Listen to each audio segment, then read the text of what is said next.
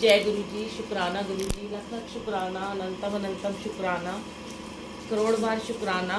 सच में बड़े भाग वाले होते हैं जहाँ पे गुरु जी सत्संग कराते हैं। और ये सच है कि हाँ, गुरु जी कहते हैं जब हम शादी, कोई भी शादी रचाते हैं, बर्थडे होता है, तो हम पहले ही उनको बुलाते हैं। तो मैं हमेशा पहले भी एक बात शेयर करती हूँ। कई लोग ना, आज गुरु जी शायद आंसर यही सत्संग से दिलवा रहे हैं कि हम लोग ना सोचते हैं कि हमारा ये काम हो जाएगा तब हम शुक्राना सत्संग करेंगे। हर कोई यही सोचता है कि मेरा ये काम कर दो तो मैं शुक्राना करूँगा। पर मैंने पहले भी एक बार ये बात शेयर की थी कि शुक्राना तो आप करो, पर पहले एक अरदास का सत्संग जरूर किया करो कि आपका वो काम पूरा हो जाए। लोग कहते हैं मेरा ये काम हो जाएगा, लंगर लगाऊंगा, मेरा ये काम हो जाएगा तो मैं इतने का प्रसाद चढ़ाऊंगा, मेरा ये काम हो जाएगा तो मैं वैष्णो देवी जाऊंगा। तो आप ये सोचो कि अगर आप पहले ये बात सोच लो कि भाई हमारा ये काम कर दो, उसके लिए हम आपके आगे अरदास का सत्संग करते हैं, तो फिर तो कोई मतलब ही नहीं कि आपका वो काम पूरा ना हो, होगा ही होगा वो पूरा। शुक्राना फिर दोबारा करो। क्या हो गया, 2 बार सत्संग हम कर लेंगे, ये क्यों सोचते हैं कि नहीं हम एक ही बार शुक्राना करेंगे।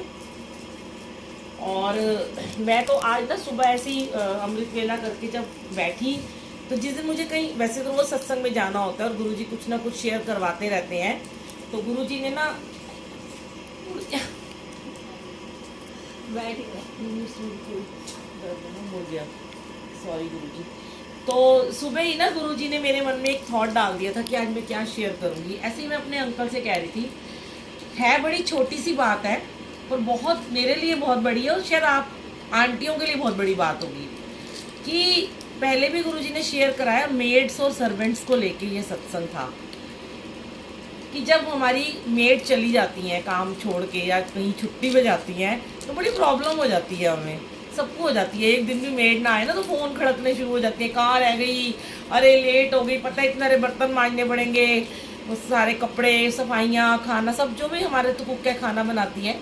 तो मुझे तो लगता है कि मेरे को तो सत्संग में जाना है और मेरा तो खाना भी नहीं आज बनेगा, सबके लिए बना के जाना है, रात को लेट आऊँगी। तो आज मैं गुरुजी के सामने बैठकर सुबह अमृत वेले में बड़ा ही ज़्यादा शुक्राना कर रही थी, दिल से शुक्राना कर रही थी कि गुरुजी ने ना मतलब इतना ज़्यादा ब्लेस किया हुआ है, इतना ब्लेस किया हुआ है कि उनके शुक्राने, मतलब शुक्राने ही शुक्राने हैं। मैं देखती हूँ कि मेरे साथ के बड़े सारे लोग हैं जो बड़े परेशान रहते हैं, हमारी मेड चली गई, हमें कोई अच्छी मेड नहीं मिल रही है। पर मेरे घर में गुरुजी ने मुझे जैसे ब्लेसिंग दी है, जब भी मेरी मेड को गांव जाना होता है उससे पहले ही ना कोई मेरे घर में आना शुरू हो जाती है, चाहे वो किसी भी रूप में आती है। और आज नहीं, ये शुरू से ऐसा हो रहा है, मतलब जब से मेरी शादी हुई, जब से मेरे घर मेड्स हैं, ये अभी की बात नहीं है। शायद वाहिगुरु जी की देन है ये कि अभी भी जब मेरी मेड ने गांव जाना था तो उन दिनों मेरे पैर में चोट लगी हुई थी। तो मैंने उसको बोला कि तू भाई, मेरे को ये लग रहा था, वो बीमार हो रही थी थोड़े थोड़े दिन से ना, तो मुझे इंट्यूशन हो रही थी कि ये चली ना जाए, कभी गिर जाती थी, कभी उसको चक्कर आते थे, बड़ी वीक थी वो। तो मैं सोचती थी मैं मेड चेंज कर दूँ, पर वो इतनी अच्छी थी, ना वो छोड़ना चाहती थी और ना ही मैं उसको हटाना चाहती थी। अचानक से मेरे पैर में जब चोट लगी तो मुझे एक मालिश करने वाली को मेरे घर गुरुजी ने भेज दिया। अब वो मेरे पैर की मालिश करने लगी और आप कर दो ना साइलेंट। तो जैसे लिंक टूट जाता है सत्संग करने का, फ़ोन अपने बंद करते ही नहीं है, जितना मर्जी बोलते रहो सबको, फिर भी बजते ही रहते हैं फ़ोन। जो भी आप कह रहे थे ना इतनी तेज़ आवाज़ में क्यों शब्द हम चलाते हैं, उसका भी मैं आपको बताऊंगी। इसी वजह से कि कईयों के फ़ोन बजते हैं बीच में, अगर धीरे आवाज़ में शब्द चल रहे हो तो फ़ोन के चक्कर में आपको फ़ोन की घंटी सुनाई देगी, शब्द नहीं सुनाई देगा, ये भी कारण होता है। तो मैंने मालिश के लिए लगाया और उसके पास कोई काम ही नहीं था। उसकी मम्मी जो है वो मालिश का काम करती थी, 2 महीने पहले उनकी डेथ हो गई, बुजुर्ग थी वो लेडी बड़ी। और वो लड़की कहती है कि मैं बस अपनी मम्मी की जगह 2-4 घरों में मालिश करने जाती हूँ। अचानक से उसके आते आते ही मेरी मेड के घर में उसकी जिठानी की डेथ हो गई और उसको गांव जाना पड़ गया। अब मैंने अपनी उसको कहा, मालिश वाली को कहा कि तू हमारे घर में काम करेगी। वो तो बड़ी खुश हो गई, उसके पास काम, और उसने ना 2 दिन ना गुरुजी के कमरे में बैठ के हमारे मत्था टेक के वहाँ मैंने उसे प्रसाद खिलाया था। और मैंने उसको ये बोला था कि तू गुरुजी है ना, ये हमारे वो मोमडन है लड़की, तो मुस्लिम है, तो उसको मैंने कहा कि तू ना यार अरदास कर कि तेरे को काम मिलेगा। और बड़े बोल नहीं बोलती संगत जी, सच में जो पहले हमारे घर देवी आती है उसका नाम इसलिए मैं ले रही हूँ, गुरुजी ने उसको ब्लेस किया है। जब आज से 2 साल पहले वो आई थी तो एक प्रेस वाली के पास बैठी, उसको एक भी काम नहीं था। काम शुरू किया गुरुजी के कमरे की, उसने सफाई शुरू करी, कभी कभी भोग लगाना शुरू कर दिया, खाना शुरू कर दिया, चाय पीनी शुरू कर दी। और आज उसके पास इतना काम है कि वो उसके पास फुर्सत ही नहीं है काम की, हज़ारों रुपए वो ऐसे ही कमा रही है। तो ये जो लड़की आई, मेड को हमारी जाना पड़ गया और इसको मैंने अपने यहाँ काम पे लगा लिया। इसकी छोटी बेटी थी, वो घर में रहती थी, तो उसको भी मैंने सिखा दिया थोड़ा बहुत शॉपिंग वॉपिंग करना। अब उसको आज वो मुझे बता रही थी कि उसको इतना सारा काम मिल गया, उसकी मम्मी को कहीं उसको 7,500 का पूरे दिन का काम मिल गया है, जो कि उसको एक भी काम नहीं था। और मालिशों के काम उसको इतने ज़्यादा मिल रहे हैं और दोनों माँ बेटी हमारे घर में कर रही हैं। मेरे मन में सुबह ही गुरुजी ने ये डाला कि हम कभी भी ऐसी चीज़ों का शुक्राना नहीं करते। हमें लगता है ये छोटी छोटी बातें हैं, पर एक गृहिणी को लगता है कि उसके लिए बहुत बड़ी बात है एक मेड का ना आना। उसको जब भांडे मांजने पड़ते हैं ना ढेर सारे जूठे, तो समझ में आता है। तो हमें अपनी मेड्स का सबसे पहले शुक्राना करना चाहिए। ये सत्संग ही शायद इसलिए था, गुरुजी का शुक्राना। और फिर उसके बाद ना मुझे गुरुजी ने 2 लाइन लिखवाई, मैंने व्हाट्सएप पे लिखी थी कि मैं भूल ना जाऊँ, कि मेरे को बड़े सारे लोग, हो सकता है यहाँ बैठे, हो सकता है जो दूर वाले हैं, जब मैं ये बात शेयर करती हूँ तो मुझे कहते हैं तुम किस्मत के बड़े धनी हो। तो मैं उनसे कहती हूँ मैं किस्मत की धनी नहीं हूँ, मेरे गुरुजी ने हमें किस्मत का धनी बना दिया।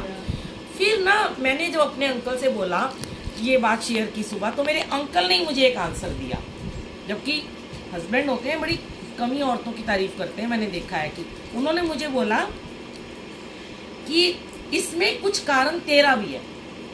तो मैं चुप हो गई, क्योंकि मैं समझती हूँ कि हाँ अपने लिए हमें बड़े बोल नहीं बोलने, पर हाँ कहीं ना कहीं उन्होंने सच बोला कि तुम मेड को इतना ज़्यादा, एक तरह से तुम उनकी पूजा करने बैठ जाते हो, तो वो तुम्हें छोड़ के कहीं जाएंगी ही नहीं। क्योंकि हम जब उन्हें मान सम्मान देते हैं, और वो आते ही मैं उसको कहती हूँ तू अपने लिए पहले चाय बना ले, तू कुछ खा ले, तू ठीक है, ऐसी ये बातें होती हैं जो हमारी छोटी छोटी बातें, इन छोटे छोटे हमारे, छोटे क्या, ये तो हमारे समझ लो दाता ही हैं, जो हमारे लिए बर्तन धोते हैं, कपड़े धोते हैं, हमारे खाने बनाते हैं, हमें बैठे बैठे चाय पानी देते हैं, हमारी सारी सफाइयाँ करते हैं, स्वीपर होते हैं, ड्राइवर होते हैं, गाड़ी साफ़ करने वाले होते हैं, इन्हें कोई कुछ नहीं समझता। पर सिर्फ यही लोग होते हैं जिनकी वजह से हम इतनी ऐश और आराम की ज़िंदगी जी पाते हैं, हम इतना रोज़ाना सत्संग में सेवा कर पाते हैं। नहीं तो घर में काम पड़ा तो कहाँ सेवा में जा पाऊँगी। तो वो मुझे आज यही बोल रहे थे कि तुम्हारे एफर्ट्स हैं जिसकी वजह से लोग तुम्हें किस्मत का धनी कहते हैं। मैंने कहा नहीं, ये मेरे गुरुजी के एफर्ट्स हैं, कि गुरुजी ने हमें सिखाया है कि सबसे पहले उन्हें पूछना है।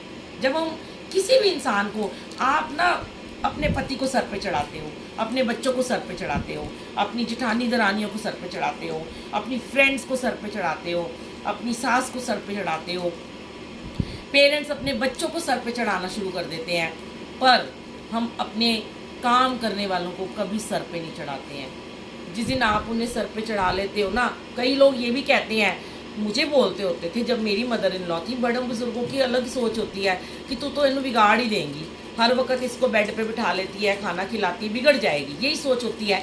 लेकिन आज सोच बदल चुकी है, ज़माना बदल चुका है।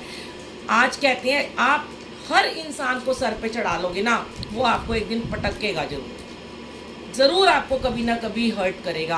पर अगर आप अपनी मेड्स को सर पे चढ़ाते हो ना, वो आपको कभी हर्ट नहीं करती हैं। दुख सुख में वही आपके सिर्फ काम आती हैं। और आप करके देख लेना, अगर आपने किसी के लिए एक अच्छा काम किया है, एक पुण्य का काम जरा सा भी किया होगा ना, मैं कहती हूँ आपके रिलेटिव, आपके फ्रेंड सर्कल कोई नहीं आएगा, आप उसे एक फ़ोन करोगे वो 10 काम छोड़ के आएगी। और आज मैंने ये बात शेयर भी नहीं करी, वो जो लड़की आती है सितारा, उसने आज मुझे अपने आप पोछा लगाते लगाते बोल दिया कि भाभी हमने इतने सारे घर देखे हैं, हमें आपकी नेचर अच्छी लगी इसलिए हम यहाँ पे लग गए हैं, हमारे यहाँ जाने का मन ही नहीं कर रहा। तो ये बहुत बड़ी दात है मेरे दाता की, मालिक की, शुक्राना शुक्राना शुक्राना कि हमें इस बात का उन्होंने धनी बना दिया।